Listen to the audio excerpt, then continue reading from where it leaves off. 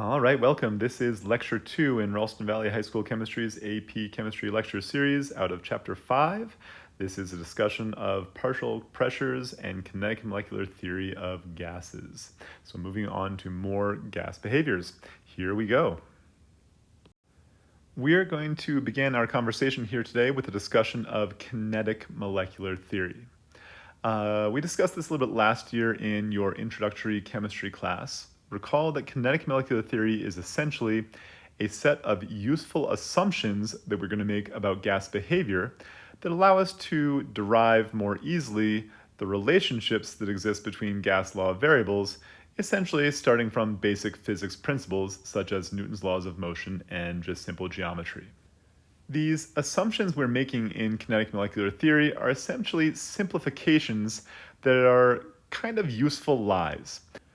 They are simplifications or useful lies that we're going to be making to help us make sense of gas phase systems without getting into kind of little tiny details that, maybe aren't entirely true, but are close enough to being true that we can safely ignore them.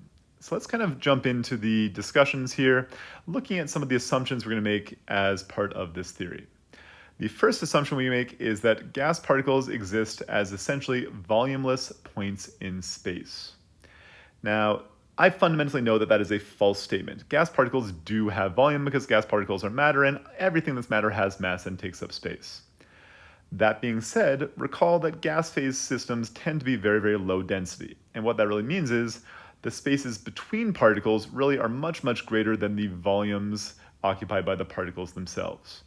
And as such, the actual volume that the gas particles themselves occupy is meaninglessly small compared to the volume of the system overall. Now, this assumption that I'm making that the gas phase particles themselves are essentially volumeless allows me to simplify my system by stating that the volume of a gas is therefore equal to the volume of its container itself, because I can essentially ignore all of the space which is taken up within that container by the gas molecules themselves, which makes my calculations much, much easier. I don't have to essentially subtract out all the volume of the gas particles when I simply can just measure the volume of the gas container itself. So it's something to make my life easier. And again, I'm only able to make this assumption because the distance between gas phase particles is very large compared to the size of the particles themselves. And therefore, even though this isn't necessarily strictly true, it's close enough to being true that my simplification isn't going to greatly impact my calculations. So, first assumption seems valid. Second assumption we're going to be making here is that gas particles exist in constant random motion.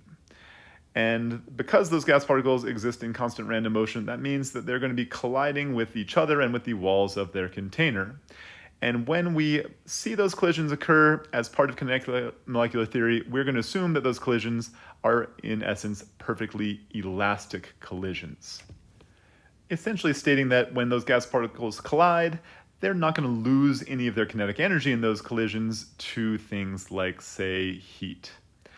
By making that assumption, I can essentially assume that kinetic energy might be transferred from one molecule to another within the gas phase system, but we're not going to see dissipation of energy during those collisions. And as such, my life becomes easier. I don't have to worry about other losses of energy from the system. So we assume that those gas particles in constant random motion have perfectly elastic collisions. The next big assumption we're going to make here is a very important one. We're going to go ahead and assume that there are no attractive or repulsive forces that exist between gas phase particles. Now, yet again, I know this to be fundamentally false. Gas particles themselves are going to be made up of protons, neutrons, and electrons, and anywhere where we have protons and electrons, we have charge, and we know by Coulomb's law that anything that has a charge is going to attract and repel from other things which have charge. So fundamentally, yet again, this is a false statement. There are attractive and repulsive forces between gas phase particles, but I'm just going to go ahead and ignore them. And the justification I can make that this is a relatively minor thing to overlook is because recall in gas phase systems, the separation between particles is generally very large compared to the particles themselves. And as such, as you recall from Coulomb's law, because forces are inversely proportional to the square of the distance between particles, that implies, therefore, even though there are in fact these attractive and repulsive forces, they are going to be relatively small due to the large distances between particles. So the net outcome of this, if I ignore attractive repulsive forces, that means I can ignore the effect of, say, intermolecular forces within gas phase systems.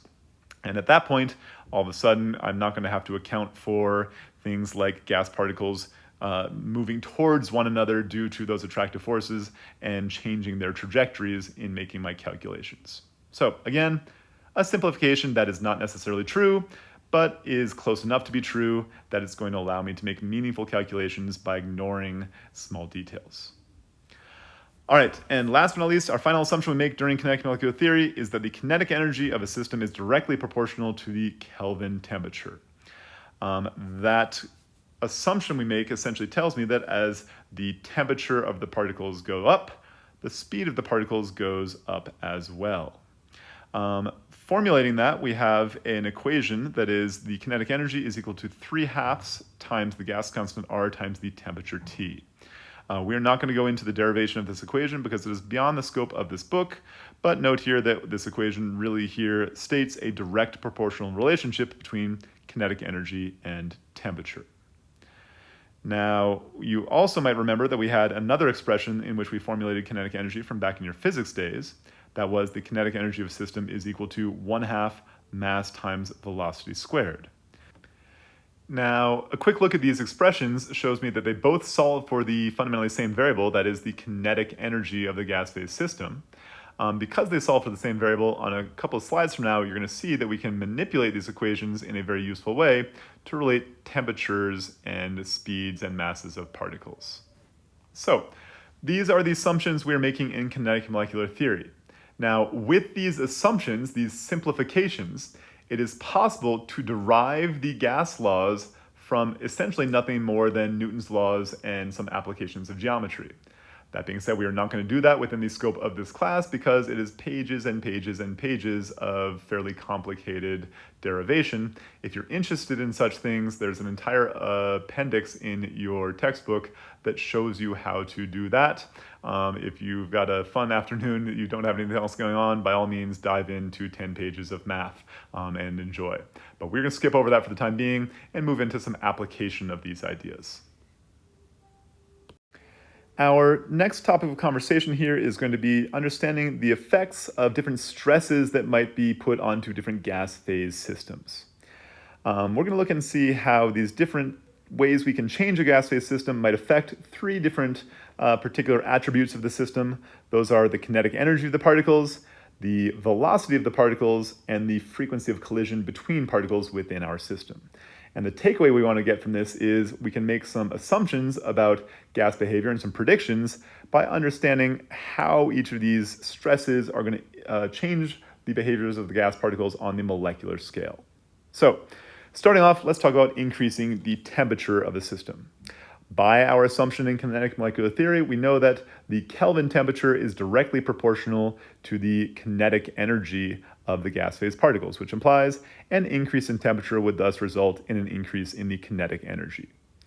So we're going to go ahead and notate that here with a little up arrow showing increasing temperatures increase the average kinetic energy of those particles. Now again, because the motion of those gas phase particles is essentially random, not every particle will increase in kinetic energy at higher temperatures, but on average, the kinetic energy goes up of those particles. Because kinetic energy itself is proportionally related to velocity by the equation Ek equals 1/2 mv squared, if the average kinetic energy is going up, that also therefore implies those particles are on average moving faster at higher temperatures as well.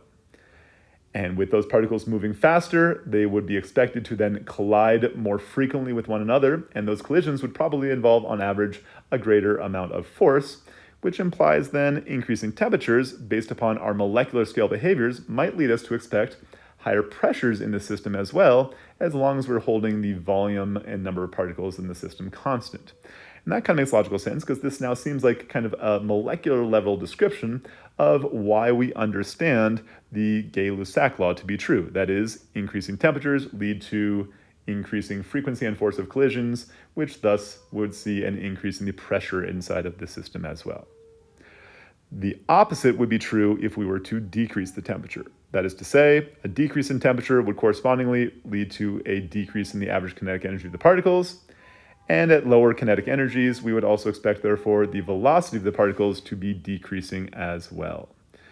And with a decreased velocity, we would expect then a decreased force and frequency of collisions, and resultingly, we would see a lower pressure as well.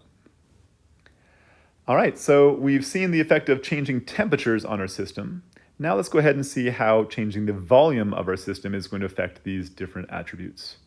Starting off, what would happen if I were to increase the volume of the container? Well, with more volume, there's more space for particles to move around, but inherently, by increasing the volume, I'm not really moving the particles any faster than I was before, which implies the kinetic energy of the system should fundamentally remain unchanged. And that kind of makes sense again because an increase in volume does not necessarily imply a change in the temperature of the system. So if I increase the volume, the kinetic energy of those particles could potentially remain constant. If the kinetic energy is remaining on average constant, that would imply, therefore, the average velocity of the particles would also be unchanged by this change as well. But just because I have not changed either the average kinetic energy or the velocity of the particles, that does not imply that nothing is going to be changing within our system. With an increased volume, that would imply an increased average distance between particles, and thus a decreasing frequency of collisions between the particles themselves, and also a decreased frequency of collision between the particles and the walls of the container. And with that decreasing frequency of collision, that would therefore imply another one of our expectations from the gas laws we discussed in our last set of slides. That is to say, increasing the volume should lead to a decreasing frequency of collision and thus a decrease in pressure, which is really just, again, a molecular scale justification of the inverse relationship between pressure and volume described by Boyle's law. Likewise, a decrease in volume would have no effect on either the average kinetic energy of the particles or their velocity, but with a lower volume overall, those particles would be packed closer together, resulting in an increased frequency of collisions and thus an increase in the pressure of the system. All right, so we've seen some molecular scale justifications here now of the Gay-Lussac law and of Boyle's law. Let's take a look at the effect of changing the number of particles. Again, the number of particles does not necessarily imply a change in the kinetic energy or velocity of the particles on average. Because you're just packing more stuff in there, it wouldn't necessarily mean that things are moving faster or getting hotter. So we would not necessarily change either kinetic energy or velocity, but with more particles present in the system, we would expect to see those particles bumping into each other more frequently, and thus the collision frequency would increase. With an increasing frequency of collisions of those particles, we would expect then to see a higher pressure in the system as well, which really then explains why, as you, say, pump up a basketball with a gas pump, you would see a higher pressure of the gas inside of your ball. The opposite would obviously be true then if we saw a decreasing number of particles, no changes again to either the kinetic energy or velocity on average, but a decreased frequency of collisions would lead to a lower pressure in your system. All right, so this will now kind of give you a framework around which you can kind of formulate arguments to describe why you see changes to variables like pressures or volumes or temperatures of a gas phase system without having to rely upon those mathematical models described in the gas laws, but instead looking about molecular scale behaviors to justify your reasoning. We'll move on to our next slide. All right, for our next topic of conversation here, we're going to have a conversation around Dalton's law of partial pressures. This is a topic which in recent years has been hit fairly heavily on the actual AP test, and as such it's worthwhile spending some quality time getting to know this particular concept. Dalton's law of partial pressures relates the total pressure of a gas phase system to the individual partial pressures of the components which make up that system. So in particular, imagine you have, let's say, atmospheric air. In atmospheric air, there are multiple different components present. That is to say, there is nitrogen, the primary component, which makes up about 78% of the air. We've got oxygen, which is in there, making up around 21% or so. There's slightly less than 1% of the atmosphere made up of argon. And then you've got other trace components like carbon dioxide and other noble gases like that. So there's a lot of stuff which is in there. And all those particles are, again, remember, moving around in constant random motion. Now, imagine if instead of having atmospheric air, you instead had individual flasks filled up with just the components of atmospheric air without all the other things present. The nitrogen component of that air, that is the 78% of the molecules which are nitrogen, all of them moving around in there would exert a pressure. But the pressure they exert would be less than the total pressure of the atmospheric air because, again, we're missing all the collisions taking place between all the other components within the system. So that flask, which is just made up of the nitrogen, we would say that what we're looking at there is the partial pressure of nitrogen. It's essentially the fractional component of the pressure, which is the result of collisions between just those nitrogen molecules and the walls of the container. Likewise, you could do the same thing with the oxygen. You could take out the oxygen, put it in its own separate flask, and again, those oxygen molecules would be exerting a pressure due to the collisions they are having with the walls of the container. Now, logically speaking, because the overall pressure in the system results from the sum of all the collisions taking place between all of the particles, that would imply, therefore, that the total pressure of a system is equal to the sum of the partial pressures of the components. And we label those partial pressures as P sub A or P sub B for the different components within our system. So, we've got the kind of generic idea behind Dalton's law of partial pressures. Now let's dive in a little bit more detail here to what we mean by those individual partial pressures. If I wanted to look at just the pressure exerted by the first component of the system, let's say like the species A within our diagram I've got right there, I could use the ideal gas law, PV equals nRT, to describe that pressure of that particular gas. Now, because I'm only dealing with the pressure exerted by the molecules of species A, my ideal gas equation would therefore only use the moles of species A in the calculation. So I've done a quick rearrangement of that ideal gas equation, PV equals nRT, to solve for the partial pressure of gas A, which would be equal to the moles of A times the gas constant R times the temperature T, divided by the volume of the container. Likewise, I could do the same calculation for the partial pressure of gas species B, which would again be dependent upon the moles of species B times RT divided by the volume V of the container. Now, applying Dalton's law of partial pressures to the system, I know that the sum of the partial pressures, that is pressure of A plus pressure B, equals the total pressure of the system. So with that, I could then state that the total pressure is equal to the moles of A times RT divided by volume plus the moles of B times RT divided by volume. And you'll notice in these two expressions that I'm adding together here, the common factors are RT over V. So I can then just pull them out, and then my expression simplifies down to the total pressure of the system is therefore equal to the sum of the moles of species A plus moles of species B times that common factor of RT over V. And this is kind of just another formulation that tells me that the overall total pressure of the gas-phase system is really dependent upon the total moles in the system, regardless of what the identity of those species that make up the system actually are. All that matters is the number of particles, not the identities or the relative numbers of which particle are present within our system. So that is another way of looking at Dalton's law of partial pressures here. Let's move on to our next slide and see some more applications.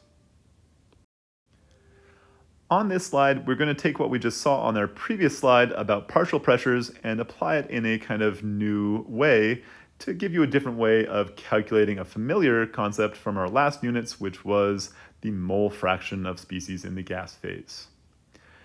Because the partial pressure of an individual component of a gas phase system can be described via the ideal gas law, as we saw on the last slide, as P equals nRT over V. And the total pressure of the system was again described by the ideal gas law as the value, the total moles nRT over V. I can now find a ratio of the partial pressure of a component of the system A to the total pressure of the system by dividing moles of A times RT over V by total moles times RT over V. And as I make that division right there, you'll see again, I've got the common factor of RT over V in both my numerator and denominator, which I can go ahead then and cancel out. And therefore, what that tells me is my ratio of the partial pressure of the component A to the total pressure of the system is equal to the ratio of the moles of A to the total moles of the system. And the ratio of moles of species A compared to the total moles is familiar as the defined value we called the mole fraction of that system that we saw back in our previous chapters. So long story short, another way of finding mole fraction would be essentially to divide the partial pressure of the individual component gas by the total pressure of the system. I can then manipulate that expression to essentially solve for the partial pressure of gas A, and by doing so, I would just multiply both sides of that equation by P total. That tells me, therefore, the mole fraction of species A times P total would give me the partial pressure of species A. And what that really means is then, let's say, for example, that you had a total pressure of a gas phase system in some sort of cylinder, which was 1,000 millimeters of mercury. And let's say the mole fraction of the first component of the system was 0.75. What that would really mean then is that the partial pressure of gas A would essentially be 75% of the total pressure, which would again be 750 millimeters of mercury at that point. Now, the same argument we just applied could be applied to all of the other components of our system. That is to say, the partial pressure of the second species B within your mixture would be equal to the mole fraction of B times the total pressure in the system. And as a useful thing to remember here, recall the sum of all of the mole fractions of the species that make up the components of the system must always sum up to 1. That implies, therefore, if you know the mole fraction of one species, you can find the mole fraction of the other without having to go through and make complicated calculations along the way. All right, so a little bit of a kind of cool application for how we can relate partial pressures to mole fraction in the gas phase. Moving on to our next topic of conversation. All right, next slide here, we're going to go ahead and do an example involving Dalton's law of partial pressures. For example 1, we're going to ask you about a mixture which contains 1 gram of hydrogen and 1 gram of helium placed into a 1.00 liter container at a temperature of 27 degrees Celsius. I'm going to ask you now to calculate the partial pressure of each gas in the system, as well as the total pressure of the system as a whole. Now, there's a variety of different approaches you might take to solving this problem. The one I'm going to show you here is really only one of those, which will employ Dalton's law of partial pressures as a tool. So, to begin with, let's start off with our mass of 1.00 gram of H2 and convert this mass into moles. A real quick monorail will allow me to convert here using the molar mass as my conversion factor. So I've got 1.00 gram of H2, and then down below, the molar mass of hydrogen gas is 2.01588 grams of H2 per 1 mole of H2. Canceling out my grams there gives me a value of, my calculation says, 0.496 moles of hydrogen gas present in this system. Second step, let's do the same thing for our helium. Again, we have 1.00 gram of helium, and another monorail is going to allow me now to make a conversion between grams and moles. That is 4.00260 grams of helium is equivalent to 1 mole. And employing again our calculation, we'll find now a value of 0.250 moles of helium. So I now know the moles of each species present in my system. At this point, let's now go ahead and take a look at the rest of the variables which they've given us. We have here a volume of 1 liter and a temperature of 27 degrees Celsius. So with volume, temperature, and now moles, this seems like a great place to employ the ideal gas law, PV equals nRT. Now, how I'm going to do this is by using the total pressure in the system first. You could do it with partial pressures first, but I'm going to go ahead and do the total pressure first. So I'm going to say that the total pressure, P total, times volume V is equal to nRT. And the rearrangement of the equation I want to do here is to solve for the total pressure, which would then give me here nRT over V. And again, if I'm solving for P total, that means I need to use the total moles as well. So let's go ahead and plug in some values into our expression. The total number of moles in my system would be the 0.496 moles of hydrogen plus the 0.250 moles of helium for a total of 0.746 moles of all species present. We're going to multiply that by the gas constant R. I'm going to choose to do this in liter atmospheres per mole Kelvin. So that value is 0.08206 liter atmospheres per mole Kelvin. Times the temperature T. I should just have some alarm bells going off in my head right here. My temperature needs to be in units of Kelvin. So I'm going to go ahead and take my temperature of 27 degrees Celsius add 273.15 to it, which gives me a temperature of 300.15 Kelvin. And all of that then is going to be divided by the volume of my system, which was given to me as a given of 1.00 liters. And plugging in these values and solving, you'll notice here units cancel out nicely for me. Moles cancels with moles, liters cancels with liters, and Kelvin and 1 over Kelvin cancel there as well. So I get units of atmospheres. My solution comes to be a total pressure of the system of 18.4 atmospheres. So I now have the total pressure, which was one of the things that it asked me for in this problem. Let's now go ahead and find the partial pressure of each gas. Now, I absolutely could go through and apply the ideal gas equation 2 more times to solve the partial pressures, but let's instead use Dalton's law. That is to say, the partial pressure of my first component, which in this case is going to be hydrogen, is equal to the total pressure times the mole fraction of hydrogen in the gas phase. So therefore, my partial pressure of H2 would be my total pressure of 18.4 atmospheres, and I'm going to multiply that now by my mole fraction, which again would be the moles of hydrogen, which was from my previous calculation 0.496 moles, divided by the total moles in my system, which was the sum of the 0.496 moles of hydrogen plus the 0.250 moles of helium. That gives me again a total moles of 0.746 moles in my denominator. And as I make my calculation here, you'll see that my partial pressure of hydrogen comes out to be 12.2 atmospheres in this system. And yet again, I could go through and do the exact same thing for the second component, but let's apply Dalton's laws in another way here to see how many ways we can actually solve this. I know that by definition of Dalton's law, the total pressure of the system is equal to the sum of the partial pressures of the components. That is to say, P total is equal to pH2 plus pHe. And because I know both the total pressure and the partial pressure of hydrogen, I could therefore solve for the partial pressure of helium by itself. Plugging in the values I've calculated thus far into my equation, the total pressure of 18.4 atmospheres would be equal to the partial pressure of hydrogen that I just calculated to be 12.2 atmospheres, plus the partial pressure of my helium. And a quick subtraction right there will now solve for me of the partial pressure of helium as a value of 6.2 atmospheres.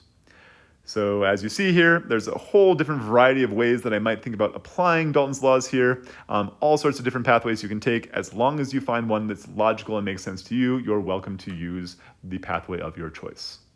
All right, there's our first example. We'll move on to our next slide. All right, for our next topic of conversation around the ideas of gas laws, we're going to have a look at a new idea for you here this year in AP Chemistry, which is the concept of a root mean squared velocity. The key understanding I want you to have here is that by, again, using the principles of physics in terms of Newton's laws and momentum calculations and some geometry, together with those postulates we made in kinetic molecular theory, that is, that set of useful lies to simplify our system, it's possible to mathematically derive not only the ideal gas equation, but also a relationship between temperature and the average kinetic energy of gas phase particles.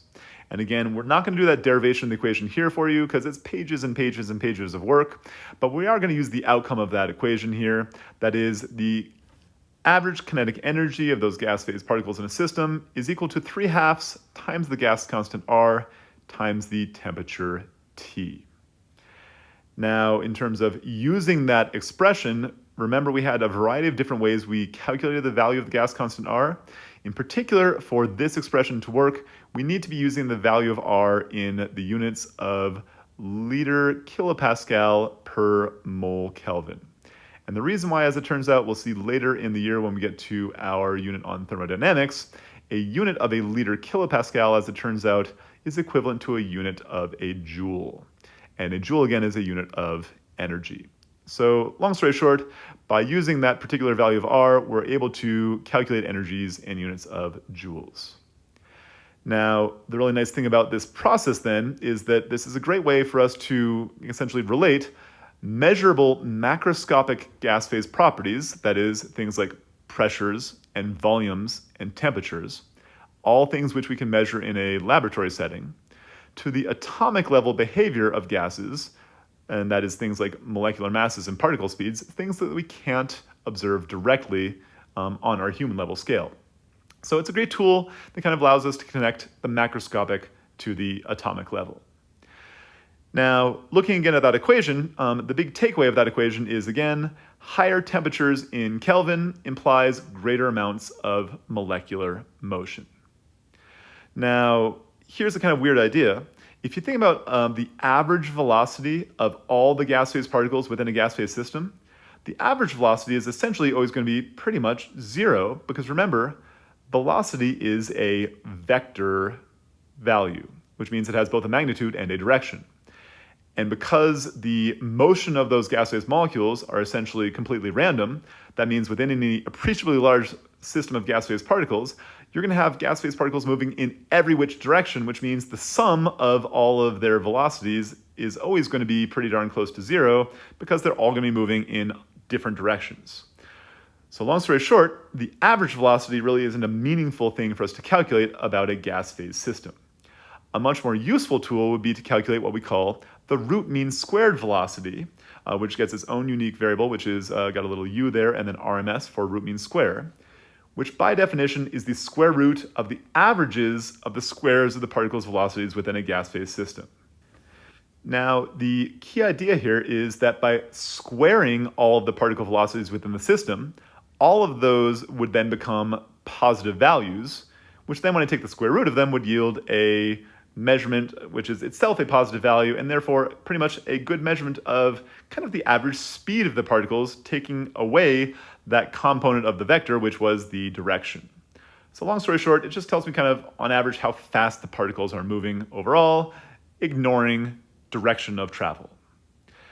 Now, there is a complicated derivation of this, but we can kind of see where it comes from when we look at the definition we gave you of kinetic energy being equal to 3/2 RT, and also our previous definition of kinetic energy, which was kinetic energy was defined as 1/2 mass times velocity squared from back in your physics days. If I set those two things equal to each other, I get essentially 3/2 RT equals 1/2 mv squared, because they both solve for fundamentally the same thing, that is kinetic energy. And then I can simply cancel out the 1/2s off of both sides, which gives me now the expression 3RT is equal to mv squared. Dividing by m then gives me the expression v squared is equal to 3RT over m. And then again, I could square root that value, which tells me the velocity of the particles is essentially equal to the square root of 3RT over m. So long story short, that root mean square velocity is equal to the square root of 3 times the gas constant r times the temperature T, divided by the molar mass of the particles. Units have to be important here. They are in units of kilograms per mole, recalling again that the unit of a joule, by definition, is itself a kilogram meter squared per second squared. Our masses also therefore have to be in kilograms as well. So what that really tells me is I can actually simply take the temperature measurement of a gas phase system, and if I know the identity of the particles, and therefore their molar mass, I can calculate on average how fast those particles are actually moving. And as it turns out, this is a really, really useful tool, because if you look at it here, what that really tells me then is the velocity of those particles, that is the root mean square velocity, is essentially proportional to the square root of the inverse of the molar mass. Which really means then, therefore, if the mass of the particles is bigger, the velocity of the particles must therefore be on average smaller at a particular temperature. And as it turns out, this has some really, really big and interesting implications in terms of the world of things like astronomy, where we might use a calculation of the root mean square velocity of different gases to explain why the atmospheres of different planets are made up of different mixtures of gases, depending upon the molar masses of those gases themselves. So, long story short, more massive particles at a particular temperature, on average, tend to be moving slower. Less massive particles, like say hydrogen, helium, at a particular temperature would be on average moving faster. All right, for our next slide here, we're going to take a look at an example problem. This is a great conceptual problem that you might see either on maybe a multiple choice question for the AP test, or even within a free response section that might have multiple parts, asking you to use some conceptual reasoning to explain some gas behaviors. So what we've got right here is a system in which we have 5 different balloons, each of which are filled with a different gas at room temperature. We've got a helium balloon, a neon balloon, a balloon filled with carbon dioxide, a balloon filled with xenon, and a balloon filled with nitrogen. The questions going to ask here are, number one, in which balloon are the particles moving fastest on average? Which balloon contains the greatest number of particles? And which balloon has the greatest mass? Let's tackle these questions one at a time. First question, in which balloon are the particles moving fastest on average? Note here that the temperature of all the gases is the same, that is, they're all at room temperature, which implies, therefore, by our assumptions of kinetic molecular theory, the average kinetic energy of those particles is, on average, the same within all of those different balloons. Recalling again that kinetic energy can be defined as 1/2 mass times velocity squared, we could therefore state that if all of them have the same average kinetic energy, the one in which the velocity of the particles must be the fastest would be the one in which the mass of the particles was the smallest, because the product of mass times velocity squared again has to equal a constant value for all 5 of those balloons. So long story short, smallest of these atoms, that's the least massive of these atoms, would be helium, the one I expect to be moving fastest on average in our system. And again, we could explain that with a discussion of root mean squared velocity again by saying that the root mean squared velocity is equal to the square root of 3RT divided by the molar mass. Because the molar mass of helium is the smallest, that would imply, therefore, due to the inverse nature of that relationship, that the velocity on average would be the highest. All right, so we've taken care of our first one. The helium balloon should contain the fastest moving particles. Next question, which balloon contains the greatest number of particles? Now, one of the key postulates here of gas behavior by Avogadro was that equal volumes of gas contain equal numbers of particles as long as we're at the same temperature and pressure of our system. And again, the idea behind that seems kind of counterintuitive because it seems to us, logically speaking, that the particles which are smaller should be able to fit more of them into the system. But remember, for gas phase particles, the volume of the system is primarily not made up of the particles themselves, but by the space in between those particles, which implies even though the particles, say, of helium are tiny, you really don't fit any more of them in there than you would for very large particles like, say, the xenon, because the vast majority of the space is taken up not by the particles themselves, but by the space between them. Long story short, what that means then is I would expect all of the balloons to contain the exact same number of particles. You could also go about a mathematical proof to describe this by using your ideal gas equation. Because PV equals nRT, if you wanted to solve for the number of moles, that would therefore give you N is equal to PV over RT. And because the pressure of each gas would be the same, because all of those balloons are able to freely expand and contract until they reach an equilibrium pressure with the outside atmospheric pressure, the volume of all the balloons is told to me to be the same within the problem, and the temperature of all those balloons is also the same. That would imply, therefore, by definition, all the moles of gas should be the same in each of the balloons as well. So long story short, by whichever argument there, all of the balloons should contain the same number of particles. Last question, which balloon has the greatest mass? Well, if I know at this point that all of the balloons contain the same number of particles, then logically speaking, the balloon which contains the gas which is most massive per particle would therefore have the greatest total mass overall. And looking at these different particles right here, it seems I can eliminate right off the bat the lighter weight ones like, say, helium, whose molar mass is again only 4.00260 grams per mole, and neon, again with a very low molar mass as well. The nitrogen's not going to be big either, so we can cancel that one out as an option. That really leaves me with the comparison between carbon dioxide, CO2, and xenon. And again, looking up some molar masses off your periodic table, it's very clear to see there that your xenon is much more massive on a per particle basis, and therefore the balloon containing xenon would have the greatest mass overall. All right, so some great logical thinking that we had to do there to solve this problem. Let's go ahead and move on to our last couple of slides. All right, our next topic to approach here in terms of our understanding of gas behaviors is what we refer to as Maxwell's speed distribution.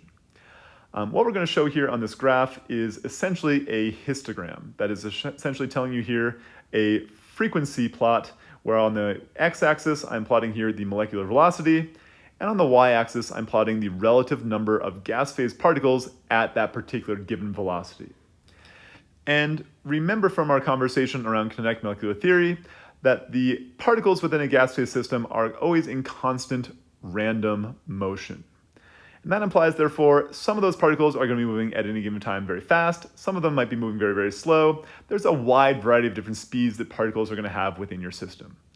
A really good way to think about these gas-phase particles is kind of what I like to think about when I think about my young children when they were little toddlers running around inside of an elevator. We used to like to play a game we called Molecule, in which we'd essentially shout Molecule, and then the kids would all of a sudden start behaving like little tiny molecules in a gas-phase system, running around, bumping into the walls of the container, bumping into any unsuspecting bystanders, and also bumping into each other.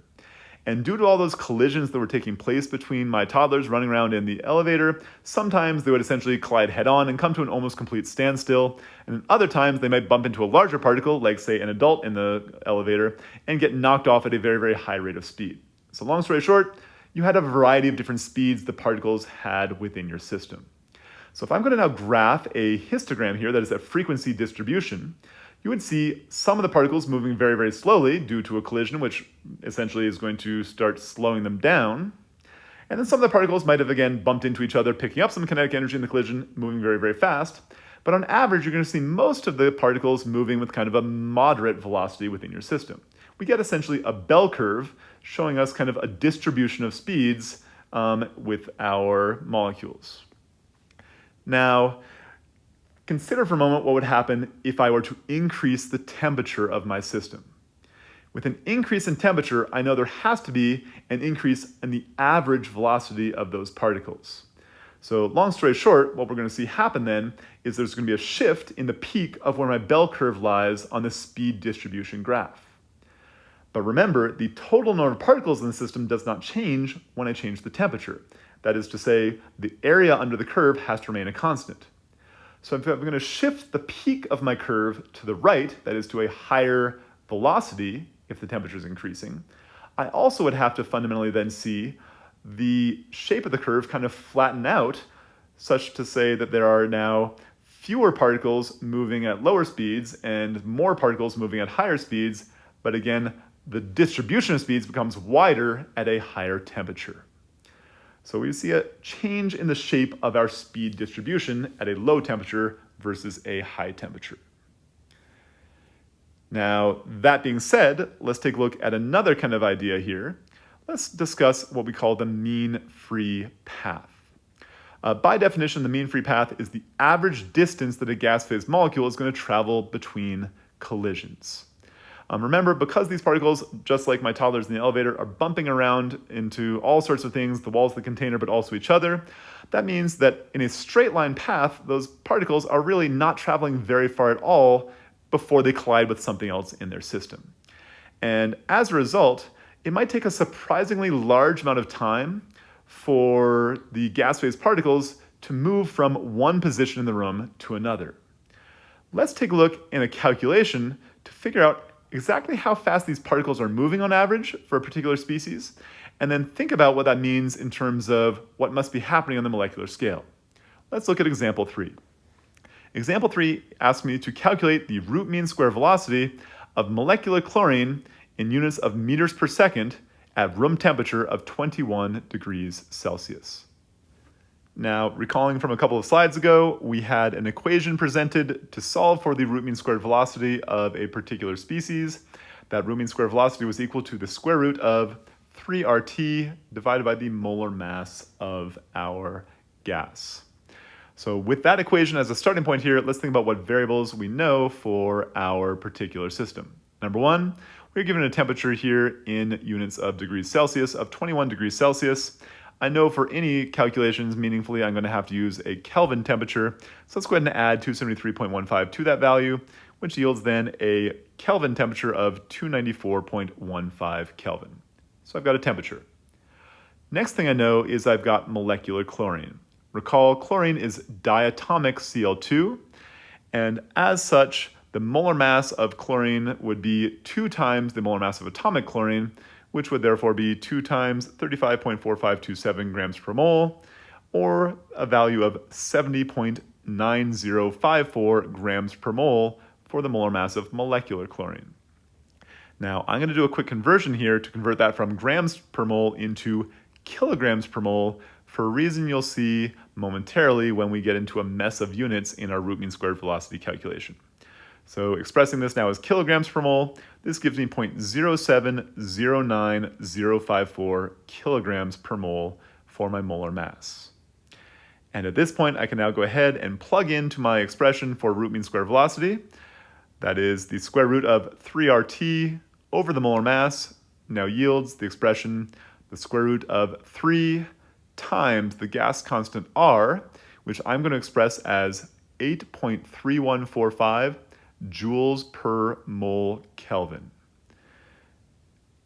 And again, that unit I'm choosing here of joules per mole Kelvin is going to become very important when we get into trying to figure out what's happening with this mess of units we're dealing with in this expression.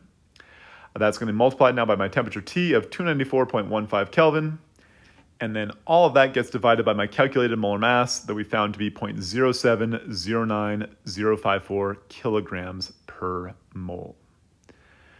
Now, ignoring the units for a quick moment here, let's just go ahead and multiply and divide our numbers together here. 3 times 8.3145 times 294.15 divided by 0.0709054 gives me a value in my calculator of, 103,478.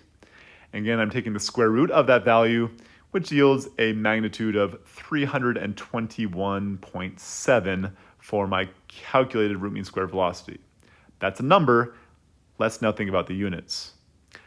Recall from our conversations earlier that a joule of energy is essentially the unit of energy that we're going to be using in international systems. Kinetic energy is calculated using the expression 1/2 mass times velocity squared. Masses are measured in kilograms, velocities are measured in meters per second, so therefore mass times velocity squared would yield units of kilograms meters squared divided by a second squared. So by definition, a joule is a kilogram meter squared over second squared. So let's now essentially think through my units in my expression.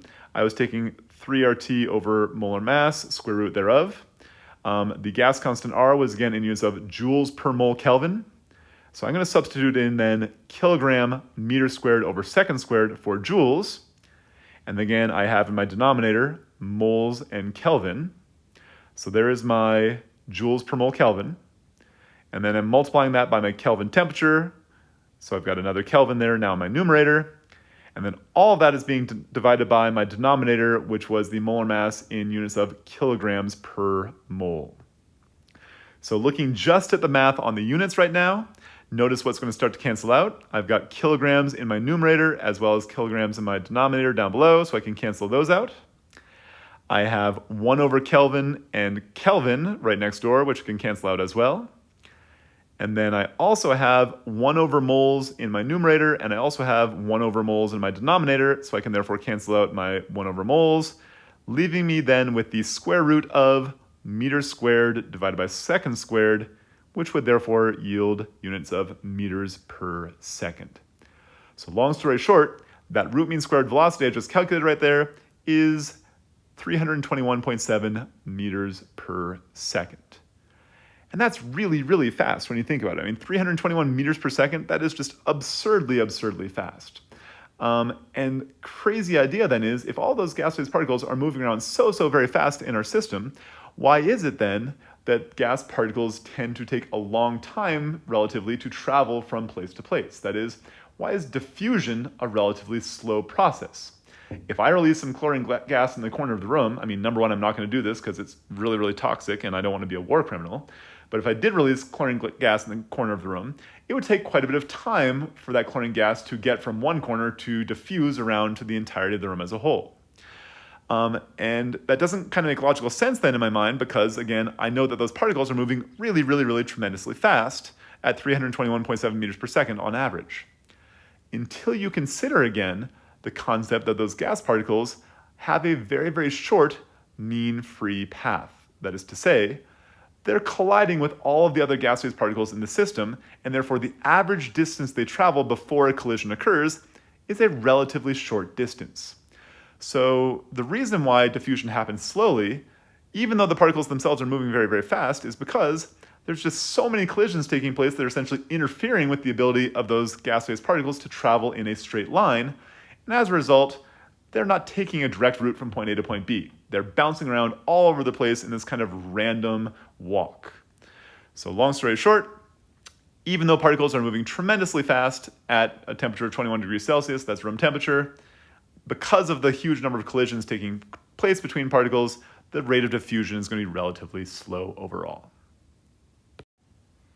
All right, final slide for this lecture here. We just spent time talking on our last slide about rates of diffusion from a perspective of the mean free path and the root mean squared velocity calculations that we were able to make on our previous slides. What we're going to talk about now is what we call Graham's law of diffusion and effusion. Recall, gas particles have a tendency to spread out into space. We call that process a process of diffusion. By definition specifically, diffusion is the process of one substance evenly distributing throughout another. That is in contrast to another related term, which we call effusion, whereas diffusion describes one substance evenly distributing through another. Effusion describes the escape of a gas phase particle through a tiny pinhole-sized opening within a container into an empty chamber. So diffusion essentially describes why gases spread out, so that if you open up a bottle of perfume, say, you might be able to then smell that perfume on the other side of the room after several minutes have passed. Effusion describes why your helium balloon over time tends to leak, as those tiny particles of helium tend to find little tiny pinhole-sized openings within the container itself and are able to then essentially escape over time. So diffusion and effusion. Now, as it turns out, at a constant temperature, the rates of either diffusion or effusion of a gas are inversely proportional to the square root of the molar masses of those gases. The mathematical expression that relates those two would be, therefore, the rate at which the first gas effuses or diffuses divided by the rate at which the second gas effuses or diffuses is equal to the square root of the molar mass of the second gas divided by the molar mass of the first gas. And what that really means is then, if you think about it, if you have a smaller molar mass, that would imply a greater rate of effusion or diffusion. And that should make perfect logical sense given what we know about kinetic molecular theory. Again, smaller molar mass particles, on average, should be moving faster at a given temperature because temperature is directly proportional to the kinetic energy of those particles. And as such, because those smaller particles are moving faster, number one, they're going to be essentially tinier, which means they're able to fit their way through holes faster. And number two, because they're moving faster, that means that they're going to have more chances to escape through a pinhole-sized leak just because they'll have more collisions with all the surfaces around them. And therefore, the small moving particles are much more likely to be able to escape through that little tiny pinhole-sized leak than larger particles would. Which then explains really why using balloons made of mylar for helium, where the pore size is much smaller than latex, makes much more sense than using a standard latex balloon where those pores are relatively large, because in a helium sample in a latex balloon, those helium atoms will essentially just escape out of the balloon so quickly that the balloon is going to become sad and deflated much more rapidly than a larger gas molecule like, say, xenon or even something in our atmosphere like nitrogen would do. Another way of thinking about that would be from a perspective of diffusion.